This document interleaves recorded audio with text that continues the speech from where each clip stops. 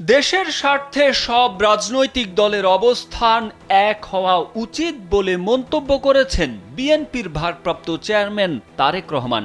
শুক্রবার জাতীয় প্রেস ক্লাবে আমার বাংলাদেশ বা এবি পার্টির প্রতিষ্ঠা বার্ষিকীর আলোচনা সভায় তিনি এমন মন্তব্য করেন। তারেক রহমান বলেন, বিগত বছরে যারা সংবিধান লঙ্ঘন করেছে তাদের বিরুদ্ধে অন্তর্বর্তী সরকারের পদক্ষেপ জনগণের কাছে জবাবদিহি করতে হবে।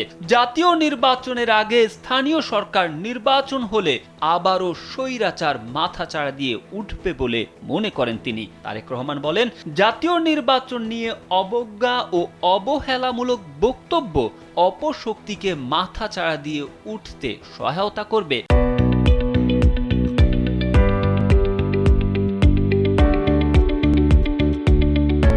বিএনপির ভারপ্রাপ্ত চেয়ারম্যান জানান, রাখাইনে মানবিক করিডোরের বিষয়ে সিদ্ধান্ত আসতে হবে জাতীয় সংসদ থেকে। বলেন, দেশে একটি অবাধ, নিরপেক্ষ ও অংশগ্রহণমূলক নির্বাচন নিশ্চিত করতে হলে সব রাজনৈতিক দলকে জনগণের আদালতে তোলার ব্যবস্থা অন্তর্বর্তী সরকারকেই করতে হবে। জনগণকে রাজনৈতিক ও অর্থনৈতিক নিশ্চয়তা দিতে জনগণের নির্বাচিত সরকার দরকার বলে মন্তব্য করে তারেক রহমান জানান, দেশে স্বাধীনভাবে ভোট প্রদানের স্বাধীনতা নিশ্চিত করতে হবে।